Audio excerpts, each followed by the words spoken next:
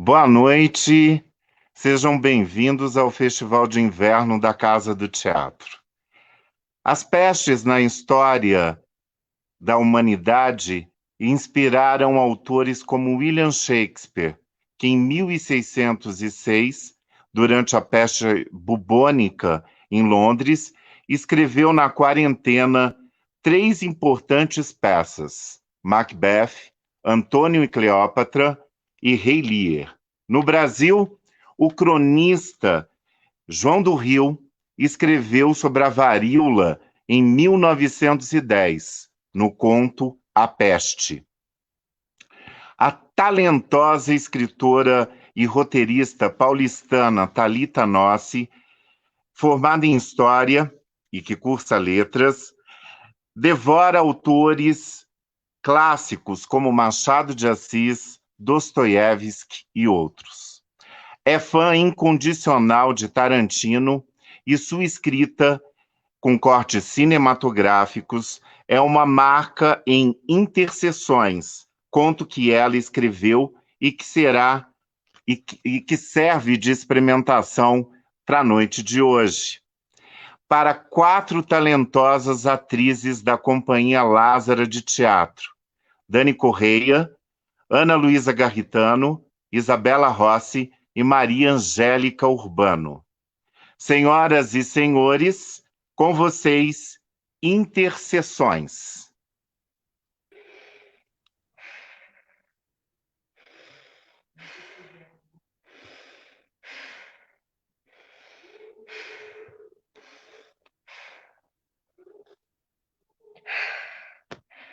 Era como se Virgílio houvesse comido semente de sabugueiro.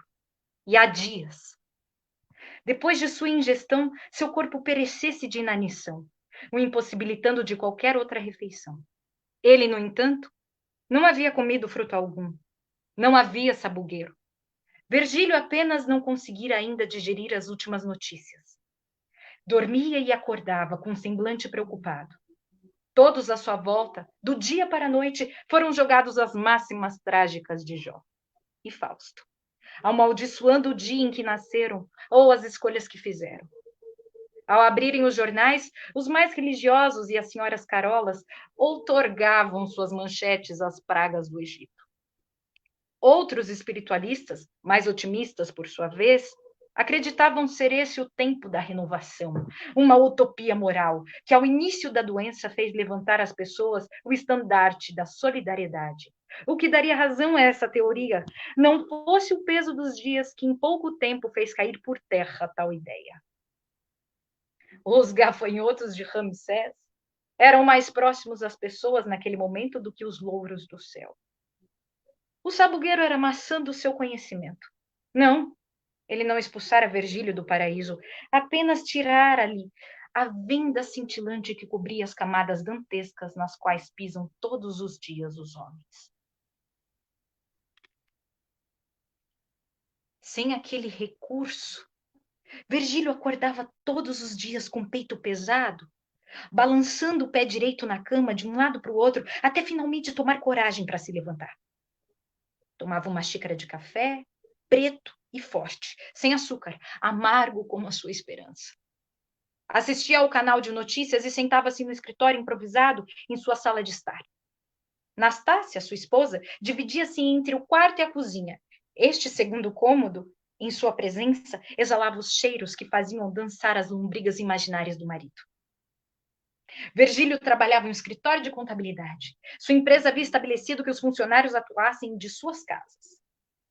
Mas, passado um mês naquela nova realidade, sem muitas notícias de consolo ou estatísticas acolhedoras, o burburinho virtual entre os seus colegas de serviço girava em torno de um futuro da empresa.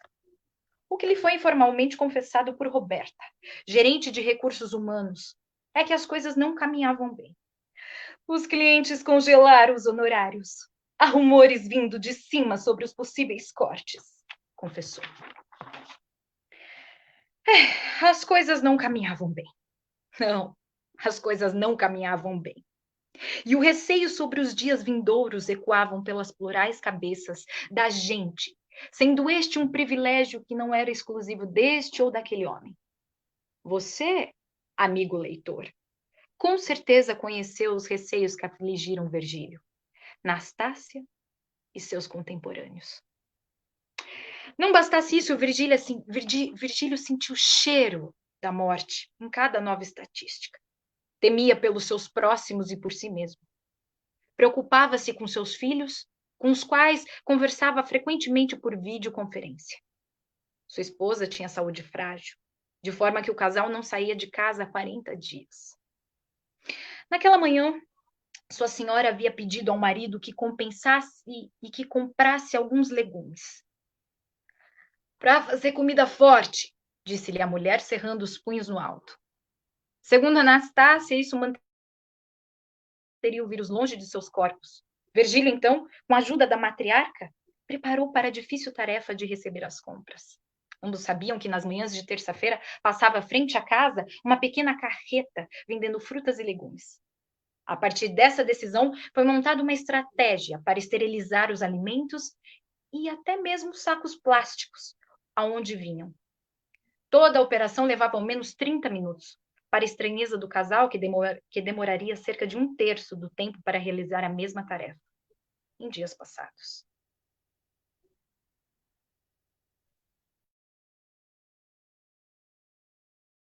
Devagar, devagar, devagarinho. É devagar, é devagar.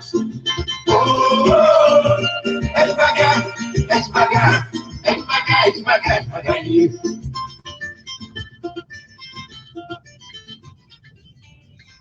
Virgílio ouviu o anúncio sonoro da venda itinerante e saiu à porta. João o recebeu. Era possível ver, pelo espremer dos seus olhos, que o vendedor sorria por debaixo da máscara branca que usava para entregar as sacolas com as compras. João entregou as compras a Virgílio e seguiu pelas ruas do bairro e seus arredores, oferecendo seus produtos. Anunciava sua chegada pelo alto-falante do veículo e chamava a atenção dos moradores, que ficavam assustados, saíam às ruas, espreitando como ratos cautelosos, espreitando à sua esquerda e, em seguida, à sua direita.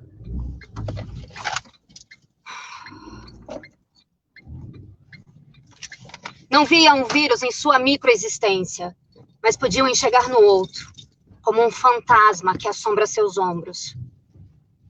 Para aqueles que acreditavam, e mais adiante chegaremos a este ponto, todos eram os seus inimigos. O afeto tornara-se um avião kamikaze que explodia nos sentidos. João não entendia muito bem o medo. Tinha daquelas fés inabaláveis, onde se espera que a tragédia chegue apenas aos outros, nunca a si mesmo. Não era, no entanto, pessoa ruim e tinha na personalidade uma disciplina, como normas de conduta que o faziam agir de acordo com as regras e as recomendações que escutava. Usava máscaras, evitava o convívio social e mantinha rígidas regras de higiene. Trabalhava como um vendedor ambulante, sem vínculos empregatícios. Se saísse às ruas expondo ao vírus, ele não tinha sustento para o dia seguinte. Talvez por conta da sua característica disciplinada, ficasse incomodado quando, enquanto dirigia pelos bairros da cidade, via pessoas que ignoravam todos os alertas da crise sanitária. Havia no país um contraponto de informações. O negacionismo escorria da esfera federal e, aos poucos, a população cada dia mais ficava cansada. Como se, com o poder de sua crença, pudessem anular o que havia se instaurado. Apregoavam nas cabeças dos desesperados as ideias de que precisavam salvar-se da fome. Mortos não sentem fome. Os mais vulneráveis e a classe média, aspirante, que não sabia da sua pobreza, mas entendia as suas necessidades, eram assim convocados ao sacrifício. Se algum dia o confinamento foi bem visto pelo povo, logo sua necessidade foi subtraída pelas conveniências.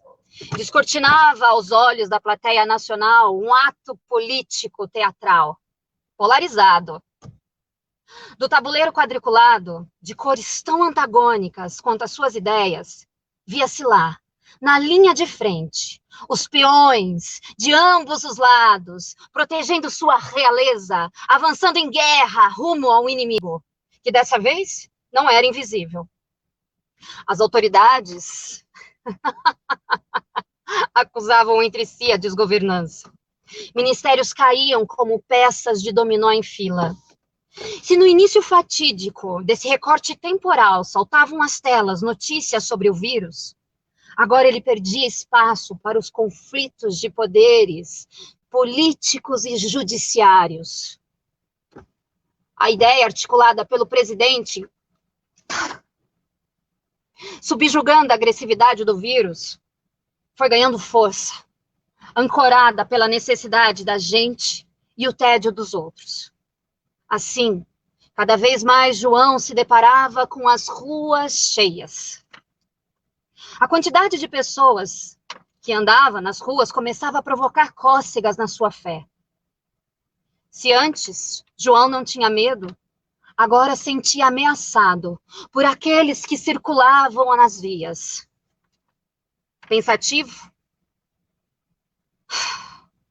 João estacionou o carro nos fundos da zona cerealista para reabastecer o seu estoque. Desceu do carro e, sentado no meio-fio, viu um homem magro, maltrapilho. João pensou em dar-lhe algo da sua mercadoria, mas resolveu oferecer alguns trocados para o homem, para que ele escolhesse a melhor maneira de camuflar as dores da miséria. Deu-lhe a ele o direito da autonomia, sem definições prévias do que era certo ou errado.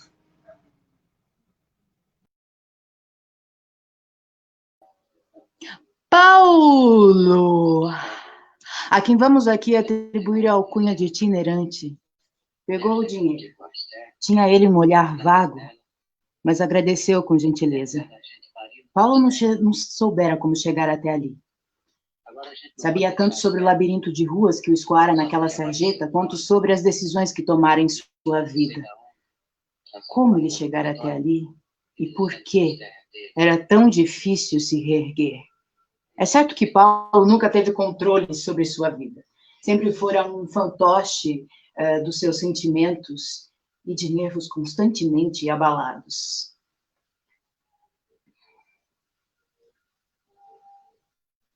Mas resguardou, até certo momento, a ilusão de seus sonhos e a falsa convicção de que caminhava segundo as convenções. Aos poucos isso foi se perdendo, e Paulo era agora silhueta que perambulava pelos becos metropolitanos à espera de si mesmo. O asfalto cinza, como os prédios, lhe fazia referência direta. O pó que levantava a sutil nuvem sépia do asfalto ao céu, e o tom monocromático da cidade baixa reverenciavam o seu humor taciturno. Paulo era um andarilho que orbitava longe de si e assim procurava se encontrar. Esta é a maior contradição que padecem os errantes. É triste ver-se reduzido às poeiras que rolam ao chão, estar abaixo do espectro do que um dia se foi. Como brasa apagada, o fogo de suas vontades não lhe queimava mais o peito. Paulo era sombra, à margem dos fantasmas do passado, metal fundido que se perde e contamina em ligas impuras e perde seu formato primo. Seu coração vagueava, descalço sobre ruas de cacos, à procura de analgésicos morais e anestésicos emocionais. Havia então aí um lugar recorrente em sua peregrinação, uma espécie de hospital do submundo, para onde vão os esquecidos e os aflitos para terem suas dores vampirizadas em algozes químicos. Não nos cabe aqui julgar o que tenha feito Paulo de seu dinheiro. Apenas lhe fazer companhia na solitária existência, talvez respeitar-lhe a vida e o direito de como suportar seu sofrimento. E nas andanças não se sabe se por fome ou se por dor, com a visão turva, o homem esguio de passos leves, com juízo delirante, achou ter visto borrões verdes e amarelos no horizonte. A cada vez mais os vultos se aproximavam em manada se aproximavam e tomavam formas.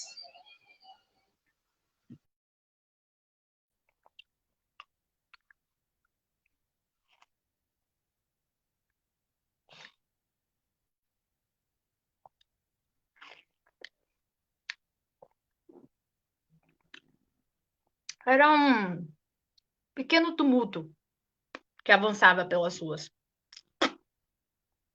com bandeiras da pátria hasteada pelo clamor de insurrectos anacrônicos, reivindicando uma realidade que naquele momento não existia.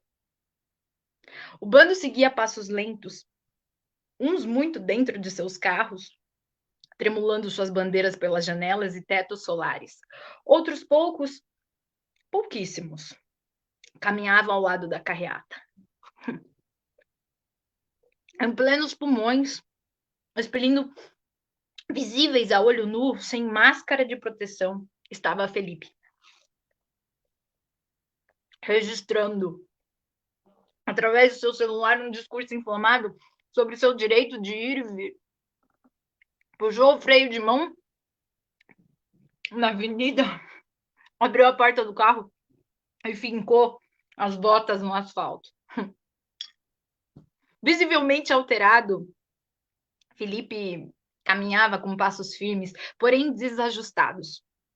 2 ou 3 vezes inflou o peito e bradou pela retomada das atividades, conclamando resistência ao povo. Acreditava ser a nova doença, apenas um joguete, uma ferramenta criada para o domínio, e erguia-se em posição de guerra contra a ameaça vermelha. Felipe tinha na bandeira da sua capa um herói.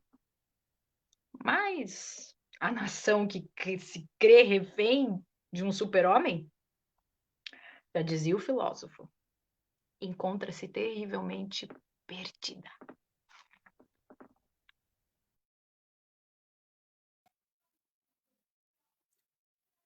Dentro do prédio, Joana escutava as buzinas dos manifestantes. Tinha os olhos fundos, negros, carregados de cansaço. Tentava descansar no corpo que a mente não consegue esquecer.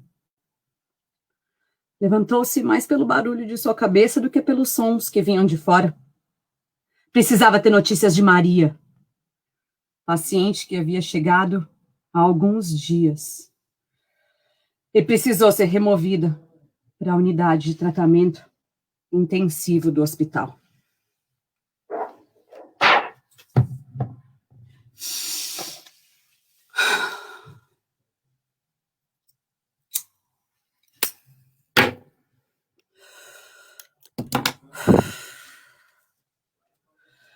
Joana carregava um semblante cansado pela alta demanda do trabalho.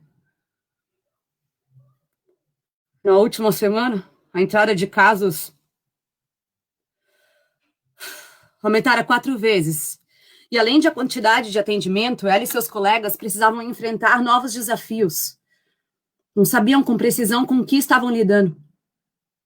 Não tinham certeza dos protocolos a seguir. Precisavam proteger-se. E os equipamentos eram limitados, ou aquém. Joana, assim como os outros colegas, havia comprado por conta própria máscaras N95, mas teve o uso repreendido pela diretoria. Veja bem, Joana, o que os outros funcionários vão pensar? Todos vão ficar assustados se a virem assim. Desencorajada, não tinha opção. Além de atender vacilante com os equipamentos que dispunha o hospital, sendo esses mais ou menos de acordo com a periculosidade das atividades que executava.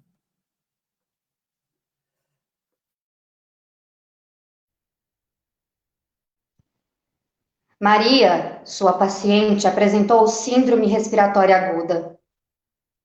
Chegou ao hospital sem olfato, reclamando de dores no peito e cansaço. Logo teve o resultado da tomografia. Toda a área periférica, sua base pulmonar, tinha opacidade que os médicos chamavam vulgarmente de vidro fosco. Uma característica do novo vírus. A paciente logo fez seu check-in de internação. A princípio, o organismo de Maria reagiu bem aos antitérmicos e a outras medicações. Ao fim de 3 dias, porém, a febre ainda não estabilizava sem esses medicamentos. E em poucos dias, seus pulmões estavam quase completamente comprometidos. E a mulher foi transferida, a fim de que tivesse monitoramento constante.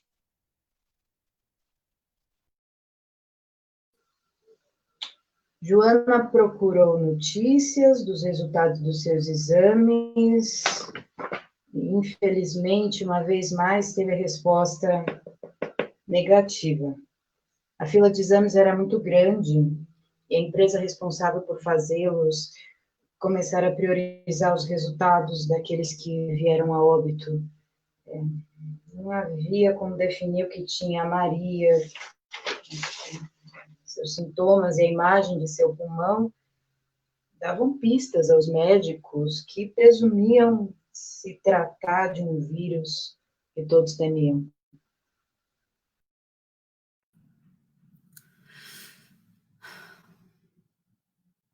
Joana não sabia muito a respeito de Maria. Sabia que tinha 2 filhos, que todos os dias iam buscar notícias naquelas manhãs desesperadas. Sabia que, embora tivesse muita fome, gostava de ver o amarelo das gelatinas servidas nas refeições. Tinha esperança de recobrar os sentidos, em sinal de melhora. Sabia também que Maria tinha grandes dentes brancos, pois eles sempre se mostravam pela facilidade do riso, que cortava a pele morena, um pouco riscada pelo tempo. Em poucos dias, o quadro de Maria ficou muito severo. E Joana precisou lhe dizer sobre a necessidade de um novo procedimento. Não, doutora. Para lá, vamos que não voltam. Se você me colocar para dormir, tenho medo de não acordar, disse Maria com dificuldade, após ver algumas pessoas que foram entubadas. É claro que voltam! Foi nessa premissa que se apoiou Joana, após prometer cuidar bem da sua paciente, em como aliviar o seu sofrimento. Aquela situação deixava a Joana devastada, o que tornava sua promessa ainda mais genuína.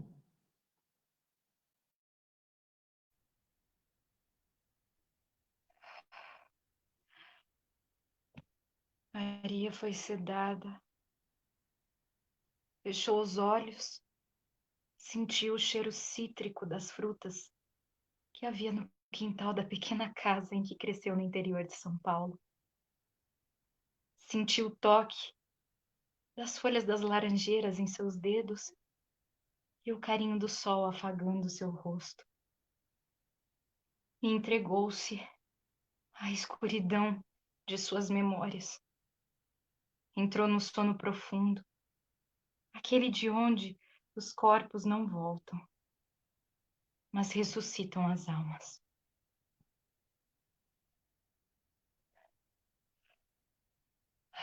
Agora talvez cheguem os resultados, os exames. O vírus, bem, o vírus tirar o direito de Virgílio e Nastácia de ir e vir. De João roubara o direito de trabalhar sem medo. Maria perdera para o vírus o direito à vida.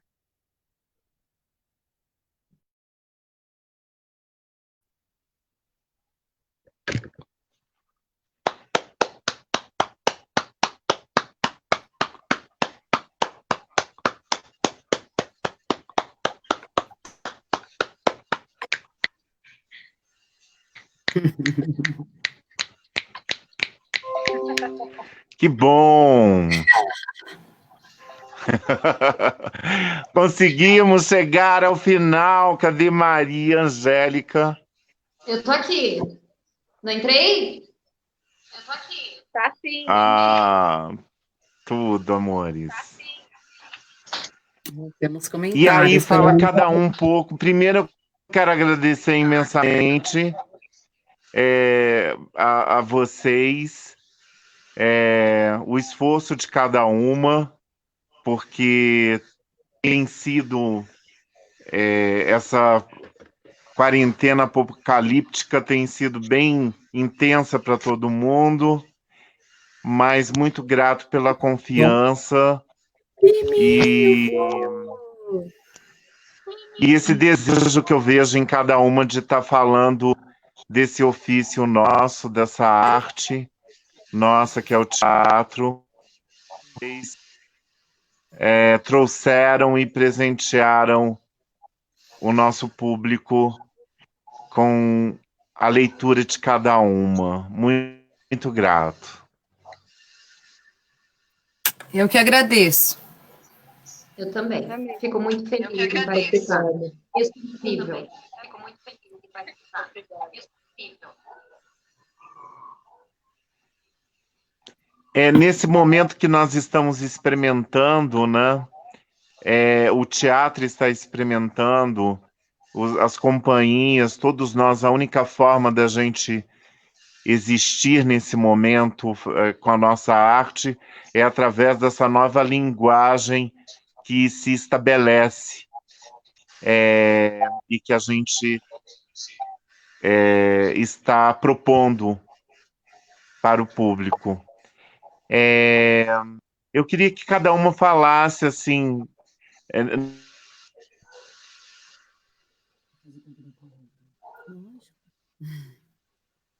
Travou. Travou. Travou. Cozinhando os dois? Cozinhando, comendo. Maria levantou, gente. Ela ressuscitou. Maria sarou. Maria sarou!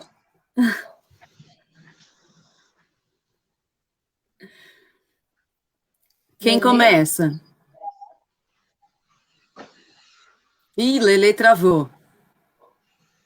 Lele, lele, lele, lele. Lele. Começa, Ninha. Olha lá, voltou.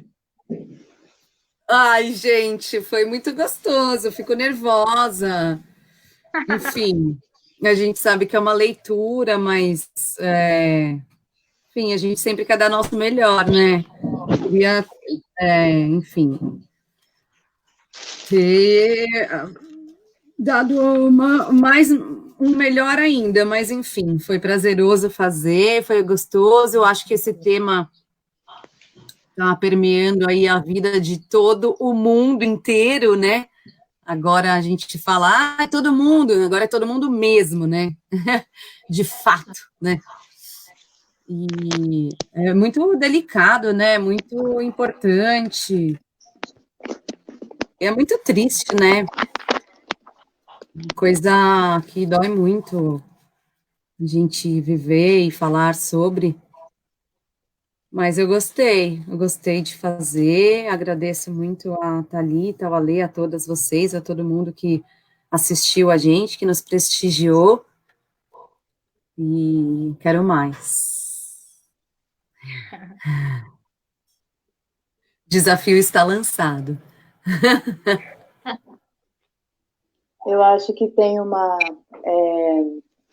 dimensão que ela é muito interessante, assim, que é a coisa desse entremeio, né, que é uma leitura, mas, ao mesmo tempo, uma coisa que é uma interpretação, né, quando a gente está mais próximo de um e mais próxima de outra, né, como que a gente pode dar tempos no texto e utilizar também o espaço online como espaço de improvisação e de experimentação mesmo, né? Às vezes a gente está fazendo e acaba descobrindo outras nuances que tem no texto na hora do botão REC ligadinho, né? Então, é um frio na barriga. Se a gente tem um frio na barriga antes de entrar em cena ao vivo, acho que aqui tem um frio na barriga, no coração, na espinha, porque várias dimensões das telas e das interfaces, né? E aí eu queria também agradecer a todas as meninas, ao Alê e ao texto, a Thalita e ao seu texto. Realmente é um momento que a gente precisa se aproximar, assim, né, da palavra que nos convoca a outras ordenações de mundo, né, especialmente ordenações críticas da realidade. Sim. Eu vou falar, depois a Dani fala. Bom, eu também quero agradecer ao convite primeiro da Dani, né, que lembrou de mim. E é sempre uma alegria estar perto do Alexandre, trabalhar com ele, né? Então, fico muito feliz. Essas meninas incríveis, né, talentosíssimas. Quando eu recebi o texto, eu fiquei pensando nas urgências que esse tempo pede, né? Nessas urgências internas, externas, de tanta coisa que a gente está vivenciando nesse tempo. Então, para mim, o texto é um grito assim do que a gente está vivendo nesse momento, né? Porque é algo muito delicado e a gente traz muitas vidas nesse texto. Eu fiquei pensando nisso o tempo todo, né? A gente traz nessa leitura, né, nesse momento em que a gente compartilhou com essas pessoas que estão aí, muitos acontecimentos, né, da atualidade, assim, que não são acontecimentos fáceis, não são acontecimentos bons. E olhar para essa realidade, trazer essa realidade para esse texto, né, com essa maestria, né, porque a Thalita foi, para mim, assim, cirúrgica no texto dela, gostei muito.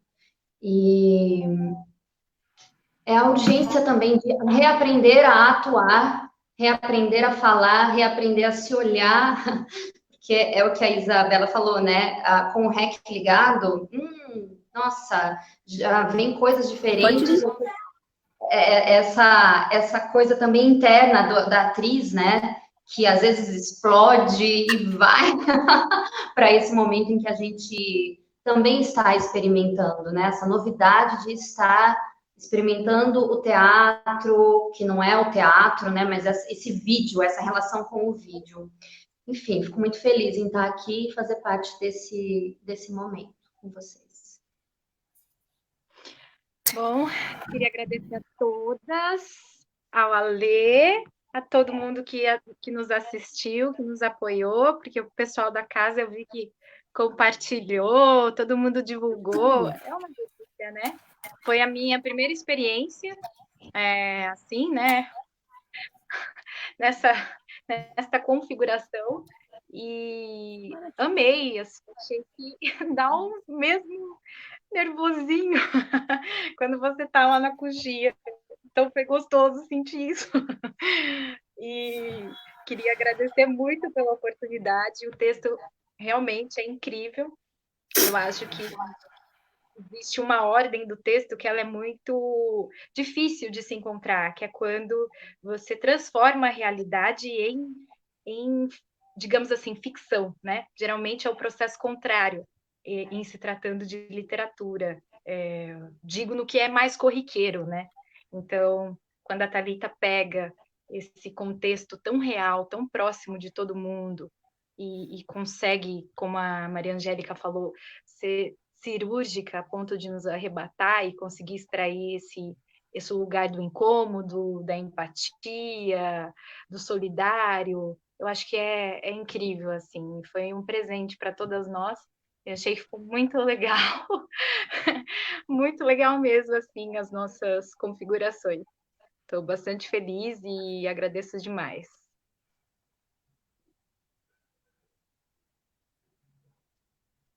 Lelê? Sem áudio? Lê tá sem áudio. Tá. You are mute. Tá mutado. Aperta o botão.